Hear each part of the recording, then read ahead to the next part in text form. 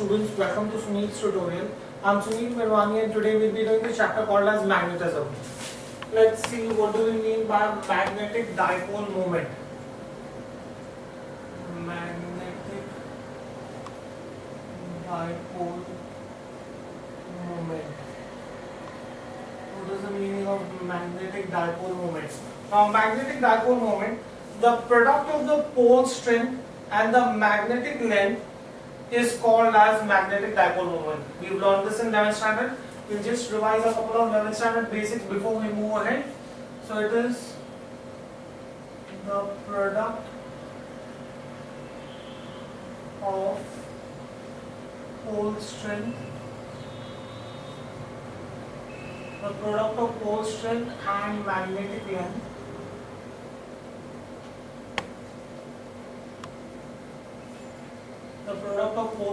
and magnetic length of the magnetic dipole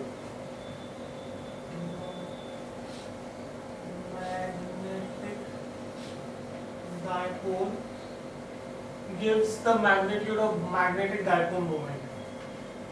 Gives the magnitude of magnetic dipole moment. That is what is magnetic dipole moment. What is the SI unit of magnetic dipole moment? The SI unit of magnetic dipole moment is ampere meter square. Right? And what is the direction in which you have magnetic dipole moment?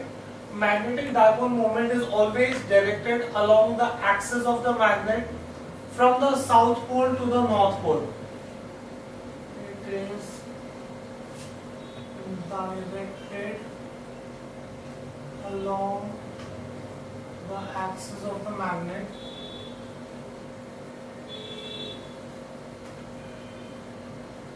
that's the direction in which it flows from south pole to north pole. That is magnetic dipole moment. Now let's try to understand why do we have magnetization, or let's try to understand magnetization on the basis of atomic theory. Magnetization or magnetism on basis of atomic theory.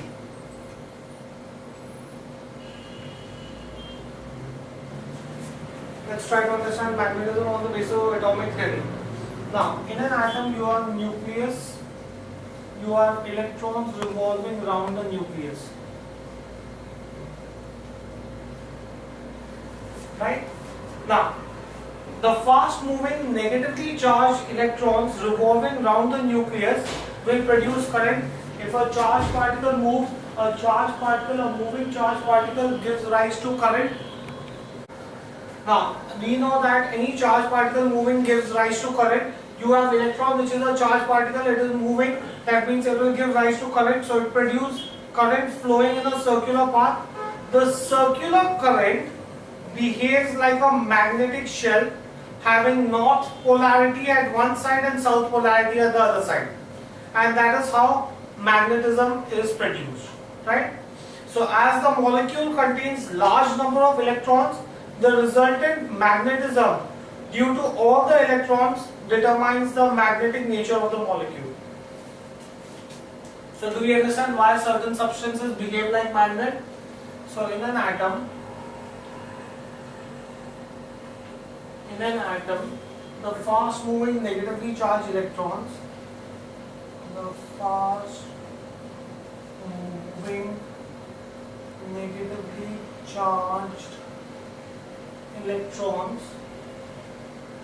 revolve around the nucleus,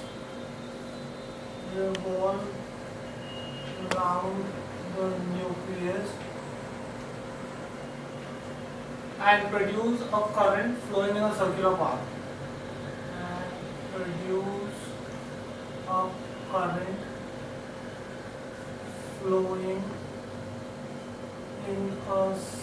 circular path. And we know that current gives rise to magnetic field.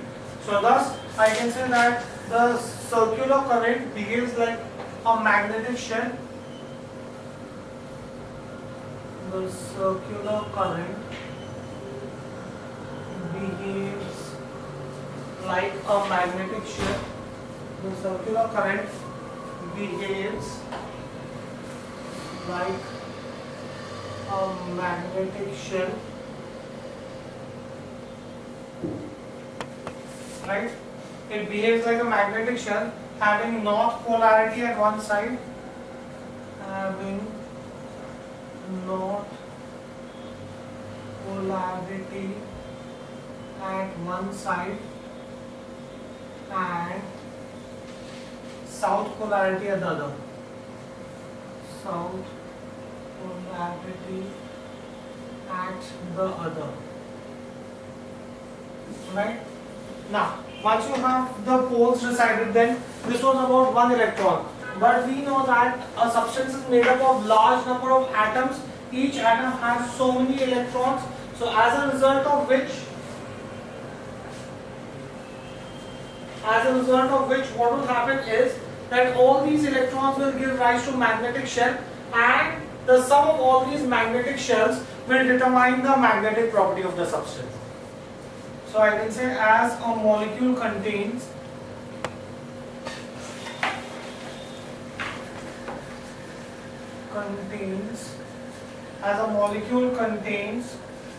large number of electrons,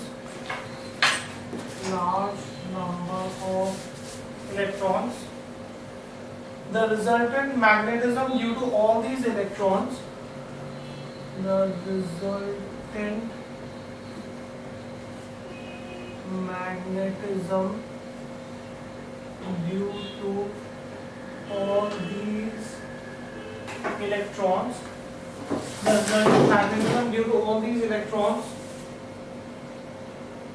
determines the magnetic nature of the molecule. Determines the magnetic nature of the molecule. Determines the magnetic nature of the molecule. Fine. So thus magnetic properties are attributed to the motion of the electron in the orbits around the nuclei. Magnetic properties are attributed to the motion of electrons,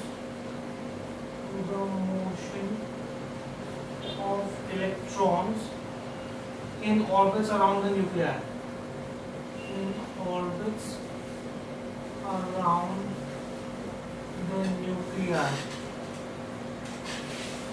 Fine, we get this thing here. Now, this motion of electric charge is a closed loop which gives rise to orbital magnetic moment. This motion of electric charge in a closed loop, electric charge in a closed loop gives rise. This motion of electric charge in a closed loop gives rise to an orbital magnetic moment.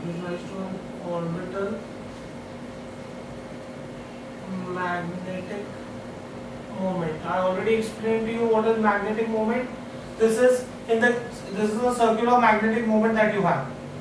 Now there's another thing. Electrons also spin on their own axis. As they revolve around the nucleus, they also spin on their own axis. The spinning motion of the electron gives rise to spin magnetic moment. So there are two types of magnetic moments that are going to be produced. One because of the motion of electron around the nucleus. The other is because of the spin of the electron on its own axis. So you are going to have an orbital magnetic moment, and you will also have a spin magnetic moment. You understand this? Electrons not only revolve around the nucleus, but they also spin on their own axis. The revolving of the electron around the nucleus will give rise to one magnetic moment. The spinning of the electron on their own axis will give rise to another magnetic moment. So I can say that electrons also spin about the axis in the course of orbital motion. Electrons also spin about these axes in the course of the orbital motion.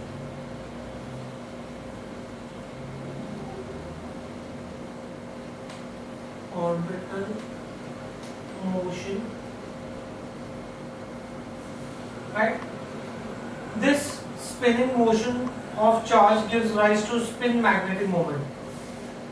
The spinning motion of charge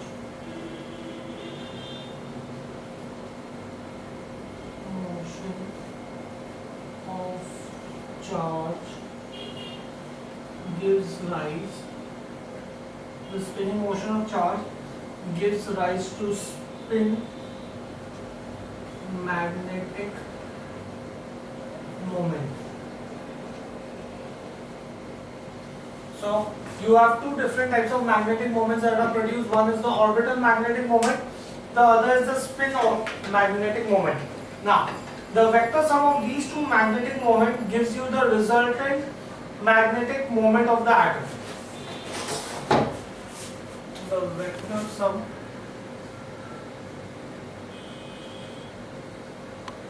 of these two magnetic moments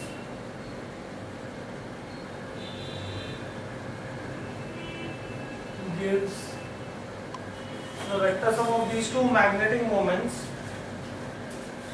gives the resultant magnetic moment of the atom.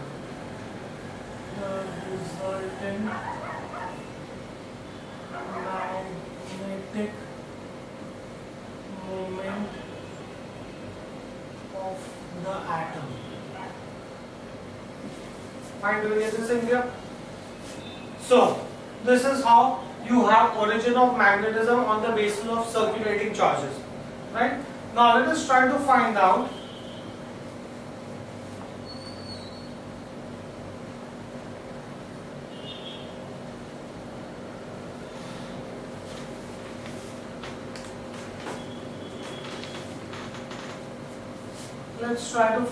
an expression for magnetic dipole moment of a revolving electron.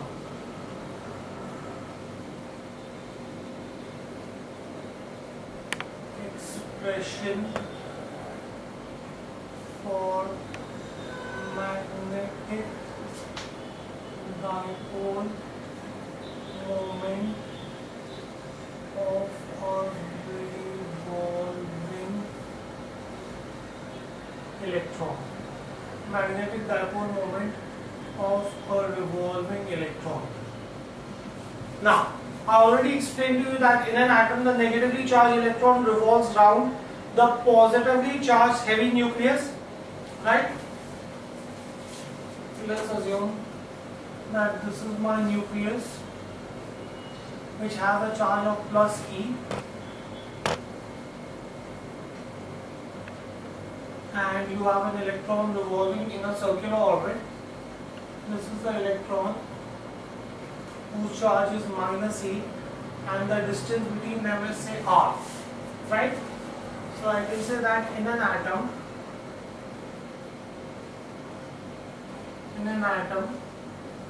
negatively charged electron revolves round positively charged heavy nucleus in a circular orbit, right?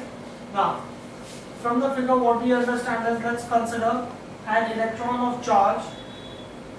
Consider an electron of charge minus E performing UCM,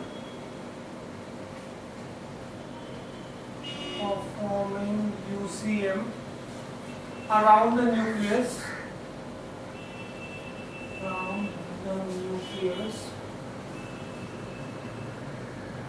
around the nucleus with a period of revolution t, with a period of revolution t, right? If v is the orbital velocity, if v is the orbital velocity and r is the radius of the orbit, is radius of orbit, then I can say that time we know is nothing but distance upon speed. Time is nothing but distance upon speed. Time is t. Distance that the electron will cover will be the circumference upon speed as it is. So thus I could say that time, circumference is nothing but 2 pi r. Orbital velocity is given to you as v. Fine, do we get this in clear? So therefore I can say that the current due to the circulating electron, the current I due to circulating electron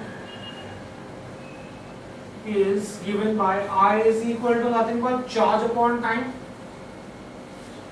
right? But time we found out is 2 pi r upon v.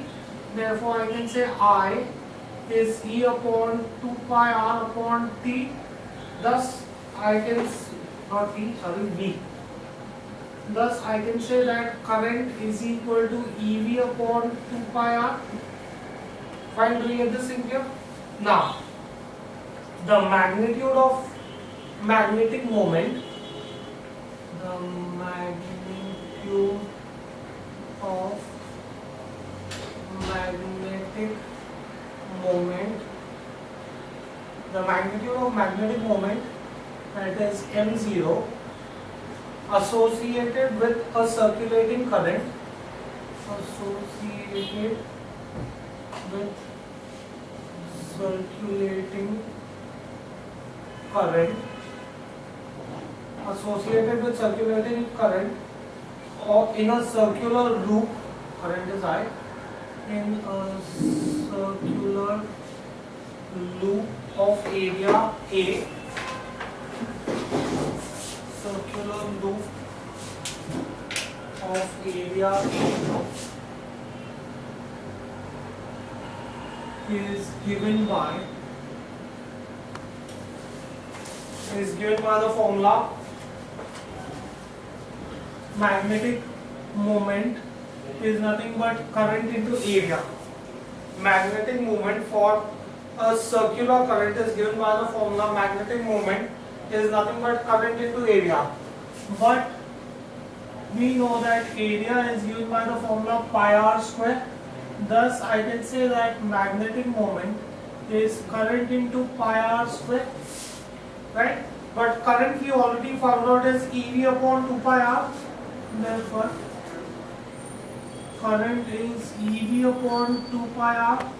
Therefore I can say that magnetic moment is EV upon 2 pi r into pi r square, which will be nothing but magnetic moment will be nothing but EV, pi and pi gets cancelled, r and square gets cancelled. So EV r upon 2, that will be my magnetic moment. Now I can say that the direction of the rotation of electron is anti-clockwise. Direction of rotation of electron is anti-clockwise. Hence the direction of current will be clockwise.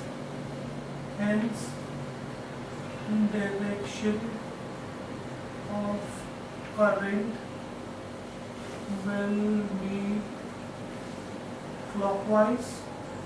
This you will learn in EMI, right? When you have induced current, the current that induces a magnetic field opposes the magnetic field. That means if current is in one direction, the magnetic field will be in the other direction.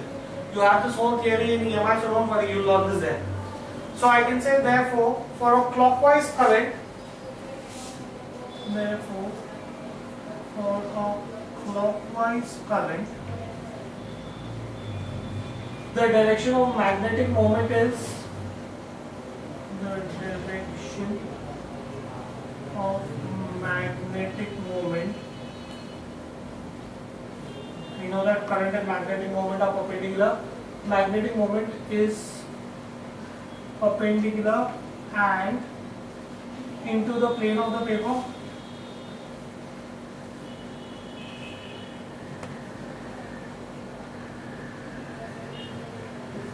Right? So that will be the direction in which you will have the magnetic field. Now the magnetic dipole moment can also be expressed in terms of orbital angular momentum. The magnetic dipole moment can also be expressed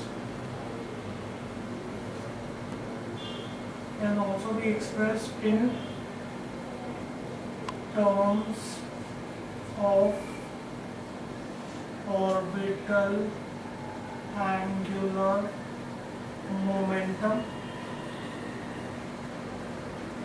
That's I0. How? Now see, we already had as m0 is EVR upon 2, we have already derived this. Multiply and divide by ME.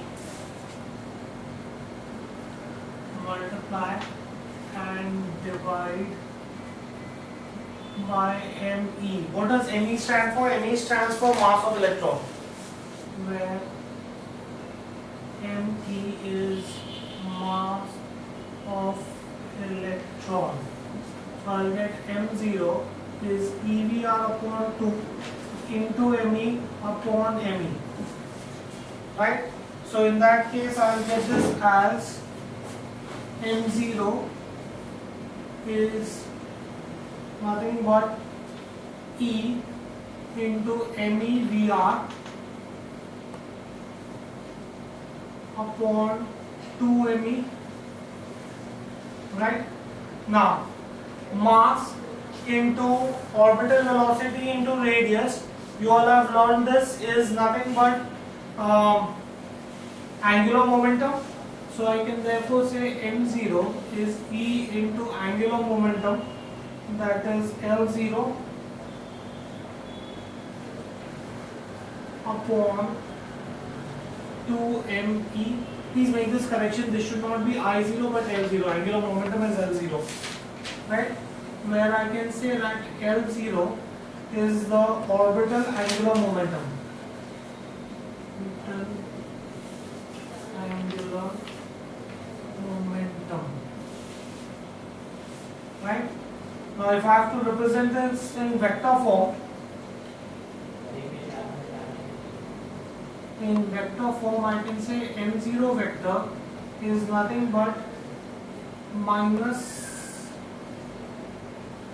E upon 2ME into L0 vector. That will be the vector notation for this. Fine, do we get this thing here? So thus we have M0 is nothing but EVR upon 2, and we also represented this in vector notation, and we also represented this in terms of orbital angular velocity. Next, what do you understand why? Let's see how current loop produces a magnetic field and behaves like a magnetic dipole. Show that.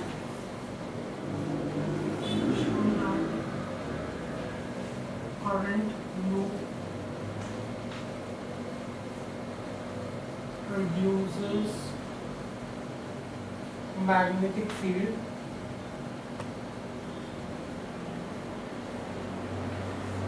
and behaves like a magnetic dipole. like a magnetic dipole. Let's try to show that. So far I was telling you that current loop will produce a magnetic field. I'm actually going to prove it to you that how it is going to produce a magnetic field. Right? Now let's consider magnetic induction B. Consider magnetic induction B. Consider magnetic induction B at a point at a distance x, at a point at distance x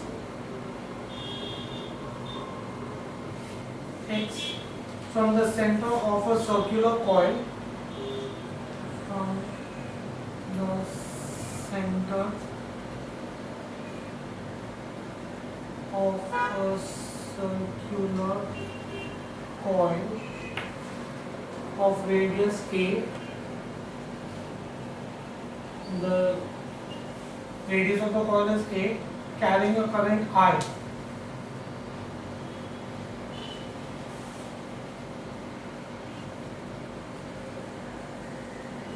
Carrying current I.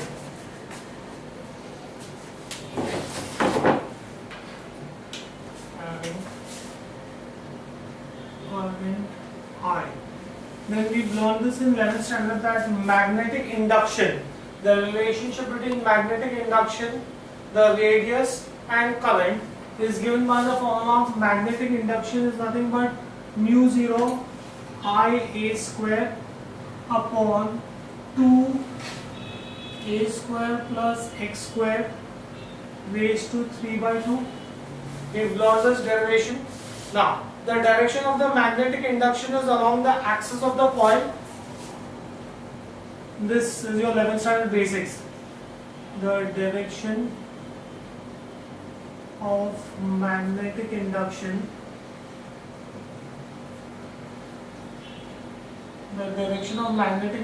is along the axis of the coil. Along the axis of the coil and perpendicular to the plane of the coil, at plane of the coil. That will be the direction of the magnetic induction. Now let us assume if x is very large as compared to a, if the point is at a very great distance as compared to the radius of the coil, then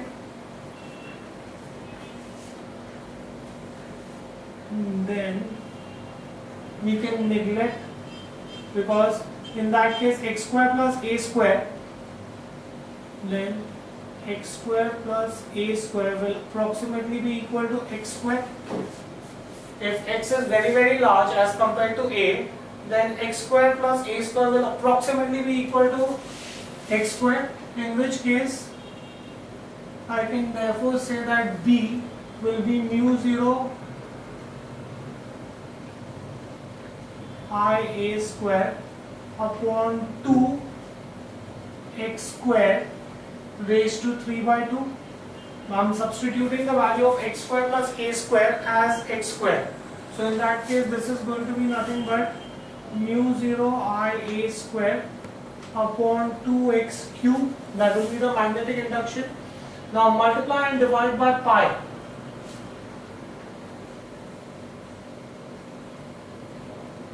Multiply and divide by pi. If I multiply and divide by pi, I'll get B is equal to mu 0 I pi a square upon 2 pi x cube. But we know that pi a square is nothing but area. Pi into radius square is nothing but area. Therefore, I can say that B is mu 0 I area upon 2 pi x cube. Right? Now, this can be written as, but we know that M is equal to IA.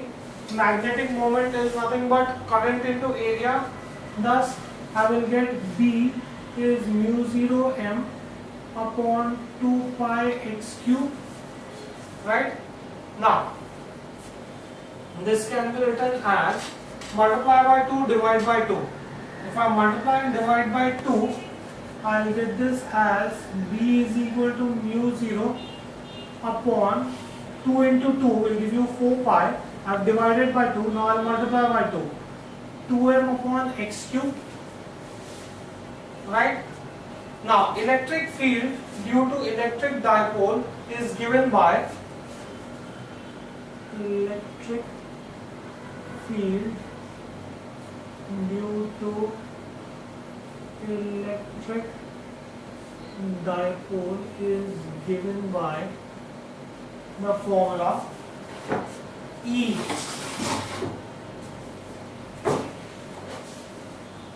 Electric field is nothing but mu 0 upon 4 pi 2p upon x cube. Right? So if I compare the two equations, I can say that the current loop produces a magnetic field and the magnetic dipole moment is analogous to electric dipole moment. P is the electric dipole moment. P is electric dipole moment. Right? So I can say comparing the above two equations,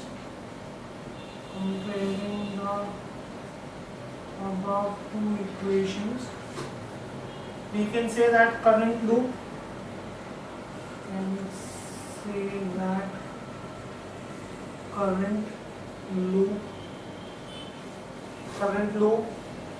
produces magnetic field,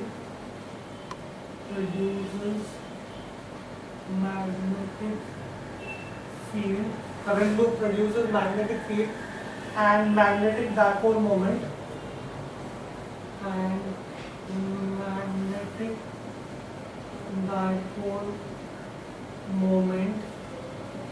magnetic dipole moment M is analogous, that means same as, is analogous to electric dipole moment.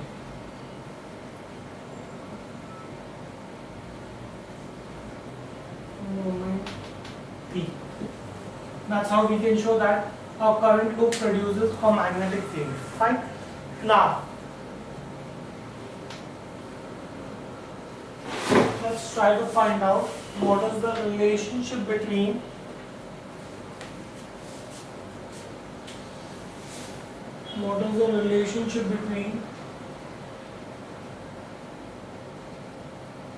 mu 0 and 1 upon epsilon 0. Let's try to find out the relationship between mu 0 and 1 upon epsilon 0. Now, the magnetic induction B due to current carrying loop, the magnetic induction B due to current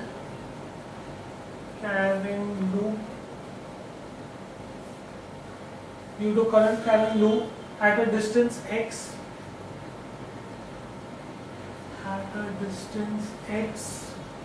on its axial point,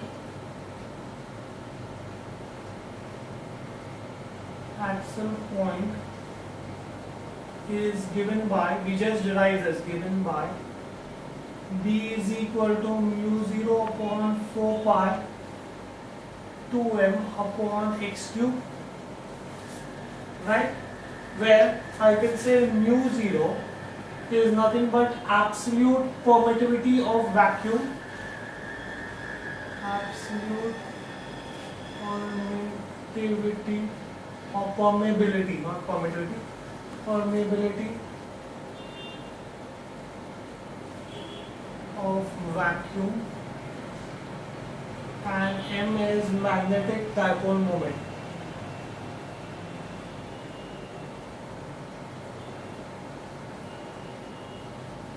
Right? We have already derived this. Now in an electric field, the electric dipole moment is given by, in an electric field,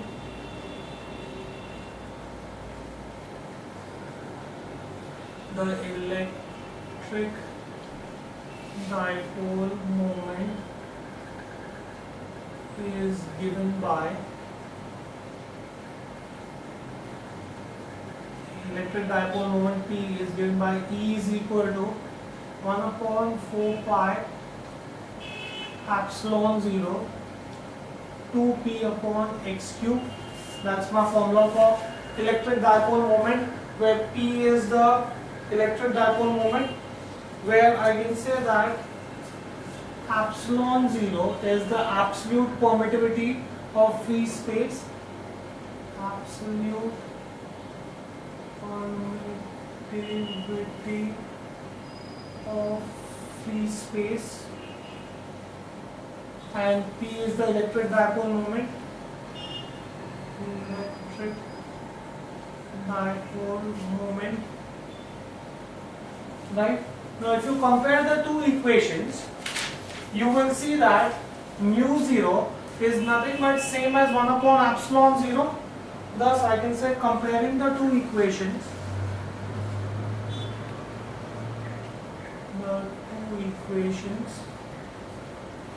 comparing the two equations, we can say that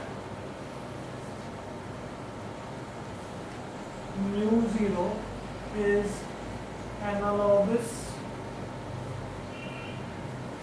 to 1 upon epsilon 0. So it is the same as 1 upon epsilon 0. Fine, do we get this in here? Okay, we'll stop this here for the day. Thank you very much.